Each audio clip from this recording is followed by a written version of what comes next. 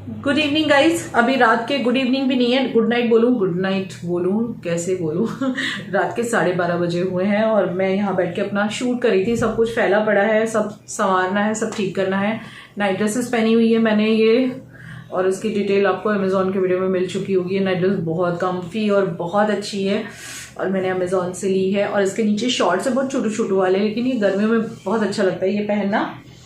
तो आज का पूरा दिन मेरा काफ़ी हेक्टिक गया है, काफ़ी हेक्टिक गया है। मैं आपको क्या बोलूँ, बहुत ज़्यादा हेक्टिक गया है। कुछ लोग मुझे ये क्वेश्चन वगैरह आ रहे हैं कि आप घर चेंज कर रहे हो क्या, या आपके मम्मी पापा आने वाले हैं क्या, या आपकी सासू माँ यहाँ शिफ्ट होने वाली है। क्योंकि हम लोगों ने ना पीछे घर देखा था, आपने भी देखा होगा, हमने घर देखा था, तो बहुत सारे लोगों को ऐसा कन्फ्यूजन हो रहा है कि हम लोग या तो हम शिफ्ट होने वाले हैं, या मेरी सास आने वाली है, या मेरे मम्मी पापा यहाँ आने वाले हैं, या तो फिर मैं अपना ऑफिस बनाने वाली हूँ। आखिर मैं क्या करने वाली हूँ। तो देखिए, मैं आपको ये क्लियर करती हूँ आज कि आखिर हम नया घर क्यों ढूंढ रहे हैं, क्या रीज़न है कि हम नया घर ढूंढ रहे हैं। तो 2 रीज़न्स हैं। मेरे मम्मी पापा जो आने की बात हो रही है, तो मैं आपका डाउट क्लियर कर देती हूँ। मेरे मम्मी पापा नहीं आ रहे हैं, वो तो नहीं आएंगे यहाँ पे, क्योंकि जब वो लोग यहाँ आए थे हमने बहुत रिक्वेस्ट किया था गाइस, लेकिन उनको अपनी जगह नहीं छोड़नी है। And I hope you understand के जो बड़े लोग होते हैं लाइक मॉम डैड्स, ये लोग इतना इजीली अपनी जगह नहीं छोड़ते हैं, क्योंकि वो बहुत टाइम से वहां रह रहे हैं। ऑब्वियसली यार, उनका पूरा ग्रुप बन जाता है, पूरा उनका एक वो लोग कंफर्टेबल हो जाते हैं, मतलब उनको वहां आदत हो जाती है रहने की। हम इस एज में अपनी जगह छोड़ नहीं पाते, तो वो लोग कैसे छोड़ेंगे। और मैंने वहां शिफ्ट होने का ट्राई किया, वो कुछ वर्कआउट नहीं हुआ, आपको भी पता है। तो फॉर श्योर मेरे मॉम डैड तो नहीं आने वाले हैं। अब बचती है बात, क्या मेरी सास आने वाली है क्या। तो मेरी सासू का कुछ पता नहीं है। देखिए, वो अभी तक तो यहाँ आने के लिए नहीं बोल रही है, अभी तक तो उनको मुंबई में ही रहना अच्छा लग रहा है। तो फिर जहाँ अच्छा लग रहा है हम उन्हें डिस्टर्ब नहीं कर रहे हैं, उनके ऊपर उनका फैसला छोड़ा, आखिर उनकी लाइफ है। तो अभी तो वो मुंबई में रहना पसंद कर रही है, लेकिन बीच में उन्होंने कहा जरूर था कि मैं यहाँ शिफ्ट हो जाऊंगी। तो हमने कहा था हमारे साथ रहो। भाई, एक ही सिटी में रह के अलग क्यों रहना है। आप लोग भी सोचोगे ना, अगर वो अलग रहेंगे तो लोग मेरे ऊपर उंगलियां उठाएंगे, जबकि मैं ऐसा बिल्कुल नहीं चाहती। मैं चाहती हूँ कि वो अगर आए तो हमारे साथ ही रहें। लेकिन वो ये चीज कह रही थी कि मुझे अकेले रहना है, मतलब मैं अलग घर में रहूंगी। लेकिन कोई उनको ऐसा नहीं है कि हमारे साथ कोई झगड़ा लड़ाई है, बस ये उनकी अपनी विश है। लेकिन हमने फिर उन्हें समझाया था। तो फिलहाल के लिए बात गई हो गई है, मतलब अभी तक उन्होंने कोई डिसीजन नहीं लिया है इस बारे में, कुछ डिसाइडेड नहीं है वो क्या करेंगी, और मतलब क्या डिसीजन होता है मुझे भी नहीं पता। मैंने सोचा आपके बैठ के कुछ डाउट्स क्लियर कर दिए जाए। अब 2 बातें बचती हैं, हमारी शिफ्टिंग वाली और ऑफिस वाली। तो यही दोनों बातें चल रही हैं एक्चुअली। अब आप सोचोगे अभी अभी एसी लगाया, अब दीदी ये वाली बात क्यों कर रही है, झूठ बोल रही है क्या। बिल्कुल भी नहीं, मैं चैनल पे अपने कभी झूठ नहीं बोलूंगी। मेरे गन्नू की कसम, आज ही मुझे विवेक बोले कि हम कहीं और शिफ्ट हो जाते हैं। कई सारे रीजंस है शिफ्ट होने के, या तो हम सिटी बदलेंगे, या फिर हम सिटी ना बदल के, सिटी सेम होगी लेकिन यहां से घर दूसरा होगा। एक्चुअली ना, जो हम उस दिन गए थे ना घर देखने, वो मेरे ऑफिस के पर्पज से गए थे। मैं आपको ओपनली बोल देती हूँ, मुझे अपना एक वर्क प्लेस बनाना है। ऑफिस नहीं कह सकते उसे, क्योंकि मैं उसमें किसी को बिठाने वाली नहीं हूँ। I mean no editor, nothing, सब मैं ही हैंडल करने वाली हूँ। या हो सकता है फ्यूचर में कभी बिठाऊंगी, तो फिर मुझे प्रोफेशनल प्लेस लेना पड़ेगा, उसके लिए फ्लैट नहीं चलेगा। मैं अपने वर्क प्लेस के लिए लेने वाली थी, क्योंकि आपने देखा होगा I always use this background for all videos. आप लोग भी बोर हो गए होंगे, बट चलो वो तो कोई बात नहीं। आप लोग मुझे समझते हो, प्यार करते हो, सबको पता है। मैं ऐसे इस चीज के लिए स्पेशली घर थोड़ी ना चेंज करूंगी। आई नो दैट कि you understand guys, but the thing is के मुझे वर्क प्लेस चाहिए, क्योंकि देखिए मुझे रील भी बनानी होती है। अब आगे के रूम में जो आप मेरा पूरा घर जानते हो, क्योंकि आप मेरे व्लॉग से जुड़े हो, तो इतनी मुझे स्पेस नहीं मिलती। वो वाला रूम पूरा स्टोरेज का रूम है। आगे वाला रूम जो है उसमें पूरा दिन विवेक होते हैं, बच्चे होते हैं, टीवी देख रहे होते हैं, कैसे बैठे होते हैं। वो कैसे बोलूं यार कि आप हटो मुझे यहाँ से, मुझे रील बनानी है। मेरे को अच्छा नहीं लगता है ऐसे कहना। मैं उन लोग को डिस्टर्ब नहीं करना चाहती, उनकी लाइफ जैसे चल रही है वैसे चलने देते हैं। तो मैंने सोचा कि अपना एक वर्क प्लेस क्यों ना बनाऊं मैं एक। तो वर्क प्लेस के लिए मैंने जनरली देखा है यूट्यूबर्स इसी तरह से करते हैं कि एक फ्लैट ले लेते हैं, क्योंकि देखिए हमें काफी सारा प्लेस चाहिए होता है। विवेक मुझे बोली भी कि शॉप ले ले तू, लेकिन शॉप में मेरा पर्पज सॉल्व नहीं होता है, क्योंकि वहां मुझे जगह चाहिए ना। मतलब हम यूट्यूबर्स को जगह चाहिए होती है, क्योंकि हमारा जो सामान आया हुआ है, पैकेजेस आए हैं, PR आए हैं, वो एक रूम में पड़े रहे। एटलीस्ट 1 BHK तो चाहिए ही होता है, 2 BHK 1 BHK, और एक रूम को हम हमारे हिसाब से डेकोर कर सकते हैं। तो ये वाली चीज थी एक तो मेरी, जो मैं अभी देखने गई थी। लेकिन अब एक नई बात भी उठ रही है कि शायद हम यहाँ से कहीं शिफ्ट हो सकते हैं, या तो सिटी चेंज करेंगे या इसी सिटी में कहीं और। अब आप सोचेंगे सिटी चेंज करने का मतलब तो समझ आता है कि भाई जीजू को बिजनेस करना होगा, जॉब करनी होगी, लेकिन एक ही सिटी में रहते हुए दूसरा घर क्यों, ये क्वेश्चन उठेगा। तो ये क्वेश्चन का जवाब भी मैं आपको देती हूँ। ऐसा कुछ नहीं है कि हमें ये घर प्यारा नहीं है, हमें ये घर बहुत प्यारा है। एक्चुअली इसी घर में आके मैंने तरक्की की है, तो इस घर से तो मुझे बहुत प्यार, और वैसे ही मुझे इस घर से बहुत प्यार है, क्योंकि एक तो बना हुआ बहुत अच्छा है। मतलब जैसा मेरा ड्रीम हाउस मैंने सोचा था वैसे ही बना हुआ है। 2 बेडरूम बिल्कुल बाजू बाजू में, मुझे ऐसे ही बेडरूम चाहिए थे, बिल्कुल बाजू बाजू में। जो दूर होते हैं मुझे नहीं अच्छे लगते। और ड्राइंग रूम जैसा चाहिए था वैसे ही था। किचन मुझे हमेशा से ऐसी चाहिए थी, मुझे और विवेक को, कि जो ड्राइंग रूम में से ना दिखे। नहीं तो आजकल कंसेप्ट क्या चल रहा है कि ड्राइंग रूम में से किचन दिखती है, तो वो चीज हमें नहीं चाहिए थी, तो जो कि हमें यहाँ पे मिली भी नहीं। तो एकदम हमारा ड्रीम हाउस है और इसको मैंने बहुत दिल से सजाया, चाहे भाई जैसा भी है। मतलब देखो, यहाँ पे सवाल ये नहीं होता कितनी पैसे की चीज आपने सजा रखी है, सवाल होता है आपने अपने प्यार से उसको सजाया है, दिल से सजाया है, तो वो इम्पोर्टेंट होता है। तो वो इस घर को मैंने बहुत प्यार से सजाया है। और अभी मैंने एसी लगाया, और उसके बाद विवेक ने मुझे बोला कि कहीं शिफ्ट हो जाते हैं। तो शिफ्टिंग के 2-3 रीजन है, मैं आपको बोलती हूँ। पहला रीजन तो यही हो गया कि एक तो वो इसलिए कह रहे हैं कि अगर हम 3 BHK ले लेते हैं सपोज, तो तुम्हें अलग से वर्क प्लेस बनाने की जरूरत नहीं पड़ेगी। हाँ, बिल्कुल सही बात है। अगर मुझे थोड़ा सा इससे बड़ा घर मिल जाए, या अगर 3 BHK होता तो शायद मुझे चेंज करने की जरूरत नहीं पड़ती, क्योंकि 3 BHK अब नीडेड हो गया है। क्योंकि देखिए 2 बेडरूम तो चाहिए ही चाहिए। अभी मेरे यहाँ पे कुछ गेस्ट भी आने वाले हैं, तो अगर यही वाला सिर्फ बेडरूम रखूँ, मैं उसमें से फर्नीचर निकाल के अपना वर्क प्लेस बनाऊँ, तो वहां पे फिर कौन कैसे सोएंगे, गेस्ट आएंगे तो ऑब्वियसली मतलब 1-2 रूम तो चाहिए ही, मतलब घर वालों के लिए, या बच्चे भी सोने लग जाए तो 2 बेडरूम तो चाहिए ही। और ड्राइंग रूम, किचन, डाइनिंग में पॉसिबल नहीं है कि मैं अपना काम शांति से कर सकूं। मुझे एक सेपरेट रूम चाहिए अब अपने काम के लिए। तो एक तो ये रीजन है, फर्स्ट रीजन। सेकंड रीजन है कि यहाँ पे जो हमारे जो नेबर्स है ना, मैं आपको ओपनली बोल रही हूँ, नेबर्स अच्छे नहीं है हमारे यहाँ पे। मतलब हम और भी जगह पे रहे हैं, वहाँ नेबर्स बहुत अच्छे थे, बहुत अंडरस्टैंडिंग थे।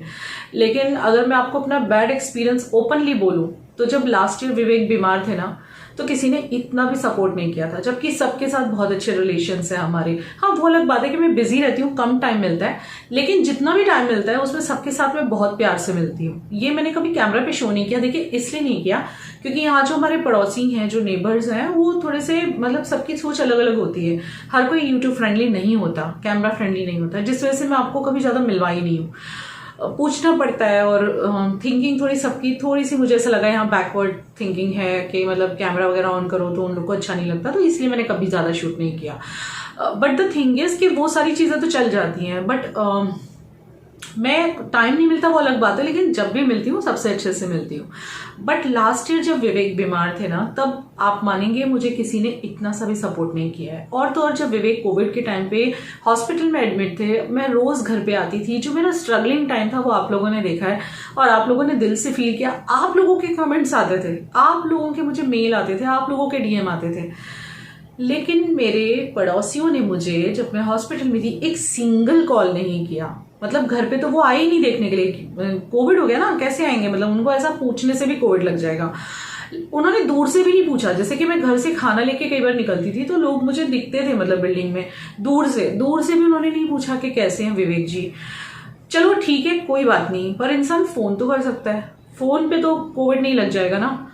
फोन भी नहीं आया किसी का। मतलब जिस बिल्डिंग में मैं रहती हूँ, सोचिए कितनी अजीब सी बात है कि वहां से किसी का एक कॉल नहीं आया कि विवेक कैसे हैं, या रुचि तुम कैसी हो, या कोई परेशानी हो तो बताना, मटलिस्ट दूर से सपोर्ट करेंगे। किसी ने मुझे कॉल नहीं किया, एक सिंगल कॉल।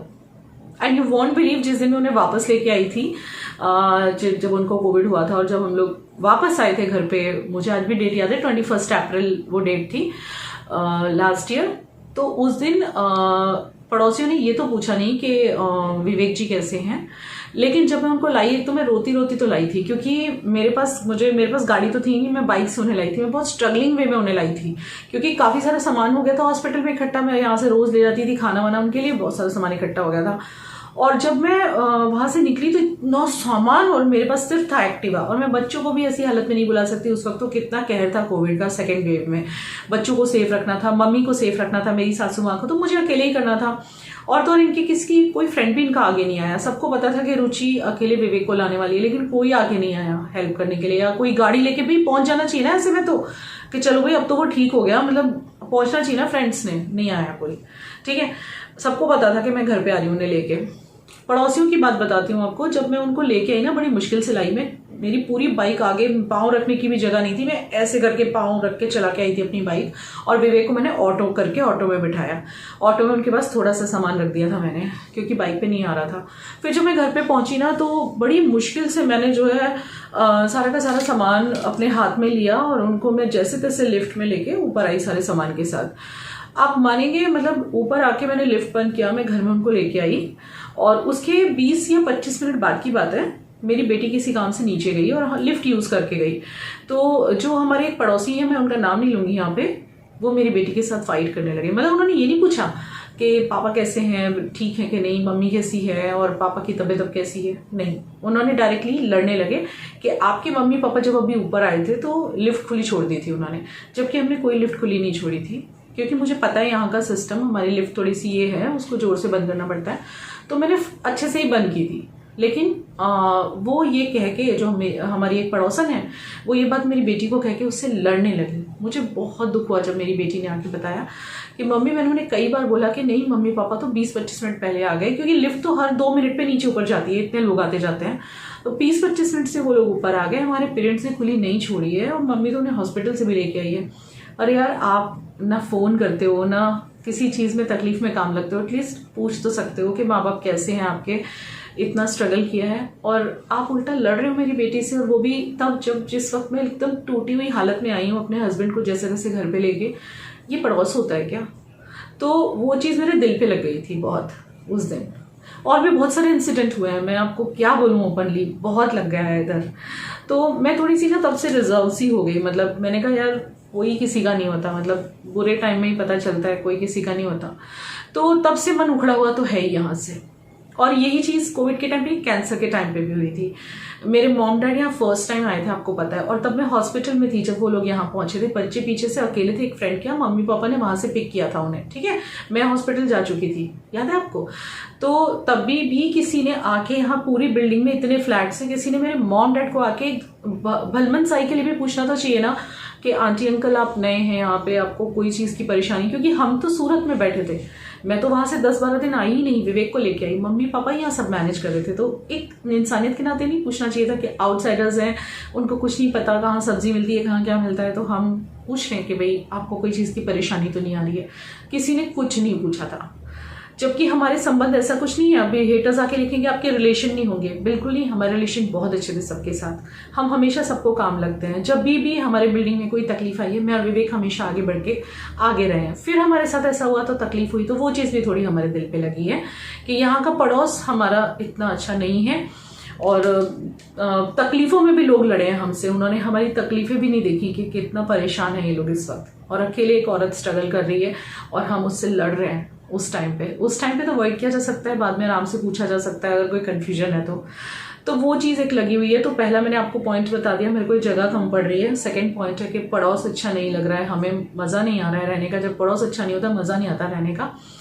और थर्ड है कि मुझे नहीं पता, वैसे ये घर तो हमारे लिए लकी तो रहा है क्योंकि मैंने यहाँ ग्रो किया है अपना बिजनेस, बट विवेक यहाँ पे आने के बाद जब हम यहाँ पहुँचे थे ना, तो पहले उनको हार्ट अटैक आ गया था जैसे ही हम यहाँ शिफ्ट हुए थे, उसके 1 महीने बाद, और फिर 2 साल बाद ये प्रॉब्लम हुई। तो कहीं ना कहीं मुझे ऐसा लगता है कि, और अभी देखिए उनका अभी पूरी तरह से तो वो ठीक नहीं हुए, पेट चिपका नहीं है अभी, तो मुझे ऐसा लग रहा है क्या पता घर चेंज करके घर से तो ऐसा कुछ नहीं है ना कि इस घर की वजह से वो बीमार हुए, या ऐसा मन में वहम आ रहा है, पता नहीं अब ये ठीक आ रहा है या गलत आ रहा है, आप लोग मुझे बताना। तो ये कुछ 3 रीजंस लग रहे हैं, और अगर हम सिटी चेंज करते हैं तो बहुत ही अच्छा, क्योंकि हमारे तीनों प्रॉब्लम भी सॉल्व हो जाएंगे, ऑल्सो विवेक का बिजनेस का भी कुछ हो जाएगा, क्योंकि सिटी इतनी छोटी है, यहाँ पे कोई भी बिजनेस हमें समझ नहीं आ रहा, और मुझे लगता है यहाँ पे कुछ भी चलेगा, यहाँ कोई भी बिजनेस नहीं चलता। लोग कपड़े का खोलते हैं बंद हो जाता है कुछ दिन में, होटल का खोलते हैं बंद हो जाता है, जिन लोगों ने अपना नाम कमा लिया किसी बिजनेस में वही लोग चल रहे हैं। तो ये कुछ रीजंस हैं घर चेंज करने का जो हम सोच रहे हैं। और एक बच्चों की पढ़ाई का भी रीज़न है। और हाँ, एक और बड़ा रीज़न है कि बच्चों का जो स्कूल है ना वो हमारे घर से बहुत दूर पड़ता है। तो अब जो हम अगर सिटी में चेंज करेंगे तो वो ऐसे चेंज करेंगे कि जो प्रिशा के नेक्स्ट ईयर से कॉलेज के पास हो, क्योंकि वो कॉलेज में जाएगी नेक्स्ट ईयर, उसका 12th है इस साल, और अभी के भी स्कूल के पास हो। तो ये भी एक रीज़न है। यहाँ से सब कुछ बहुत दूर पड़ता है मेरे घर से, तो थोड़ा सा बच्चों को ईजी हो जाएगा, क्योंकि अगले साल से प्रिशा भी बाइक शायद चलाने लग जाएगी, अब उसे विवेक सिखाने वाले हैं प्रॉपर। तो ये कुछ रीजंस हैं जिस वजह से हम घर ढूंढ रहे हैं, हम क्यों हमारी जगह बदल रहे हैं, क्यों नया घर ले रहे हैं। और मुझे नहीं पता अब ये हो पाएगा या नहीं, मैंने आपको सिर्फ अभी रीजंस बताए हैं, क्योंकि कहने में और करने में बहुत टाइम लगता है। इतना इजी नहीं होता ऐसे घर छोड़ना। ये इस घर में तो मेरी जान बसी है, लेकिन ये कुछ रीजंस है। मतलब घर बहुत प्यारा है, घर सच में बहुत प्यारा है, यहाँ हमने ग्रो भी किया है, लेकिन लोगों ने हमारा दिल तोड़ दिया है, जिस वजह से हमें ऐसा लग रहा है कि हमें चेंज करना चाहिए। तो ये कुछ रीजंस थे। और मुझे काम करने के लिए भी जगह कम पड़ रही है, मतलब मुझे अलग से फिर एक फ्लैट लेना पड़ेगा। तो वही सब सोच के विवेक बोल रहे हैं कि चलो ऐसा देखते हैं। मतलब अब हम देखना शुरू करेंगे। उस दिन तो मैं वर्क प्लेस देखने गई थी, अब हम एक्चुअली घर देखना शुरू करेंगे। अब देखते हैं क्या होता है, लेट्स सी। बाकी तो जो होगा आपको पता ही चल जाएगा। जो भी मेरी ज़िंदगी में चलता है मैं आपके साथ तो ब्लॉग पे बनी हुई, तो आपको पता चल ही जाएगा। चलिए, बहुत लेट नाइट हो गया है, अभी सो जाते हैं। अब 1:15 हो रहा है, देखिए 0:42, ये उल्टा दिख रहा है 0:43, रात के 1:15 बज रहे हैं। अभी मुझे यहाँ से सब हटाना है, शूट करके हटी हूँ मैं मेरे। Good night, love you and bye. और आपके सजेशंस मुझे चाहिए, मुझे कमेंट करना। मैंने देखिए, मैं आपसे कुछ भी झूठ नहीं बोलती हूँ, जो चीज़ जैसी थी मैंने वैसी बता दी आपको, कि लोगों ने कैसे मेरा दिल तोड़ा है यहाँ पे। और भी बहुत से इंसिडेंट हुए हैं। अगर आप लोग चाहते हैं कि मैं आपको खुल के बताऊँ तो आप मुझे कमेंट करो, मैं आपको खुल के बताऊंगी कि यहाँ हमारे साथ क्या क्या हुआ है। मतलब इतना अच्छा रहते हुए, मतलब हमारी तरफ से इतनी सी गलती नहीं, इतनी सी मिस्टेक नहीं है हमारी तरफ से। इतना हम सबके लिए हेल्पफुल रहते हैं, मैं और विवेक हमेशा। मुझे बताना नहीं है, क्योंकि कहते हैं करने के बाद बताना नहीं चाहिए। हर एक की मदद की है, हर तरह से, जैसे हम काम लग सकते हैं वैसे। लेकिन फिर भी पलट के हमारे साथ ऐसे हुआ है, तो हमारा दिल थोड़ा टूट गया है। तो आप कमेंट सेक्शन में बताना हमें क्या करना चाहिए, ये सारी प्रॉब्लम्स ध्यान में रखते हुए। ठीक है, love you, good night, bye.